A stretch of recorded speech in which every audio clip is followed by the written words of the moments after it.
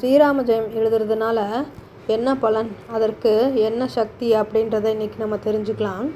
ஸ்ரீ ஆஞ்சநேயர் போல் உதவக்கூடியவர் யாரும் இல்லை. அதே போல் ஸ்ரீராம ஜெயம் அப்படிங்கிற ராமநாமத்தை சிந்திச்சாலே அங்கே ஸ்ரீ ஆஞ்சநேயர் சகிதமாக நம்முடைய சீதா லக்ஷ்மண ராமச்சந்திரமூர்த்தி பிரசன்னமாகி நம்முடைய துன்பங்களுக்கெல்லாம் ஒரு முடிவு காட்டுவாங்க. ஸ்ரீராம ஜெயம் அப்படிங்கிற மந்திரத்தை சிந்திச்சாலே எப்பேற்பட்ட முடிக்க முடியாத கஷ்டங்களையும் தீர்த்து வைப்பவர் தான் அனுமார்.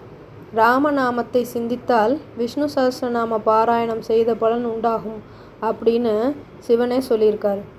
ஸ்ரீராம ஜெயம் எதுக்காக எழுதுகிறோம்?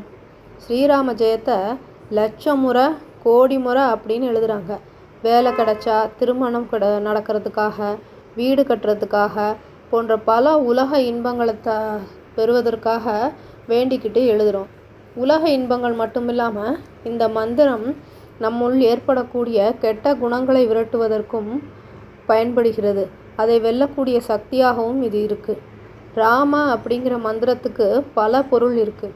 இதை வால்மீகி மரா என்று முதலில் உச்சரித்தார். மரா என்றாலும் ராம என்றாலும் பாவங்களை போக்கடிப்பது அப்படின்னு பொருள். ராமனுக்குள் சீதை அடக்கம். அதனால் அவரது பெயரையே தானும் தாக்கி கொண்டாள். ரமா அப்படின்னு சொல்லும் அவளுக்கு ரமா அப்படிங்கிற பெயரும் இருக்குது. ரமா அப்படின்னா லட்சுமி. லட்சுமி கடாட்சத்தை வழங்குவது ராம மந்திரம். ராம மந்திரம் எழுதுறவருக்கும் சொல்கிறவங்களுக்கும் எங்கும் எதிலும் வெற்றி தான் உண்டாகும். ராம அப்படின்ற சொல்லுக்கும் பொருள் தெரிஞ்சுக்கலாம். ரா அப்படின்னா இல்லை, மண் அப்படின்னா தலைவன். இது போன்ற தலைவன் இதுவரை இல்லை அப்படிங்கிறது தான் இதனுடைய பொருள். முதல்ல ராமநாமத்தை எழுதினது யார்?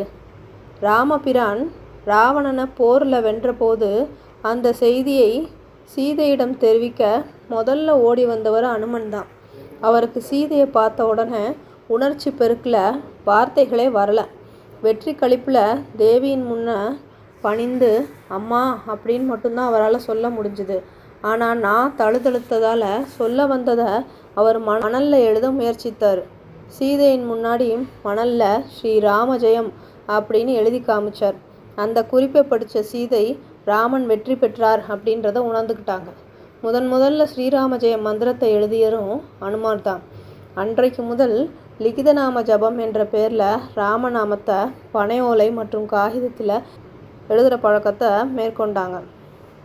ராம மந்திரம் எழுதுகிறவங்களுக்கும் சொல்கிறவங்களுக்கும் எங்கும் எதிலுமே வெற்றி உண்டாகும். குறிவைக்க தைக்கும் ராமசரம் அப்படிம்பாங்க.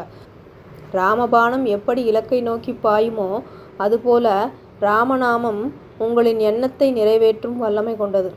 நம்பிக்கையுடன் செய்தால் பலன் நிச்சயம். குறைந்தது ஒரு நாளைக்கு 108 முறையாவது எழுத வேண்டியது அவசியம்.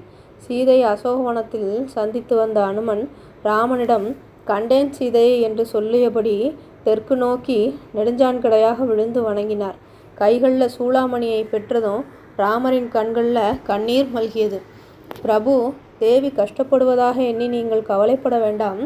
தங்களின் திருநாமத்தை மறந்தால்தான் கஷ்டம் வரும். பிராட்டியோ எப்போதும் தங்கள் பெயரையே ஜபித்து கொண்டிருக்கிறார். அதனால் அவருக்கு கஷ்டம் என்பதே கிடையாது அப்படின்னு அனுமர் அவருக்கு ஆறுதல் சொன்னார். ராமர் அவரை ஆறத் தழுவி, அனுமா, உன்னிடம் நான் பட்ட கடனை எப்படி தீர்ப்பேன் அப்படின்றாரு.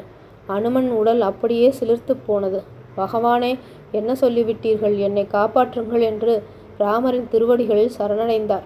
அப்போது கருணையுடன் அனுமன் தலையை கோதியபடி ராமர் ஆசி வழங்கினார்.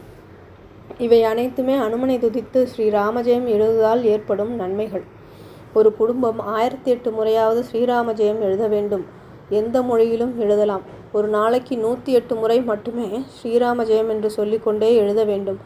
இந்த ஸ்ரீராம ஜெயம் என்ற இந்த நாமத்தை நாவால் ஜபித்தோ அல்லது கைகளால் எழுதியோ ஸ்ரீராமனின் அருளை பெறுவோம். நன்றி.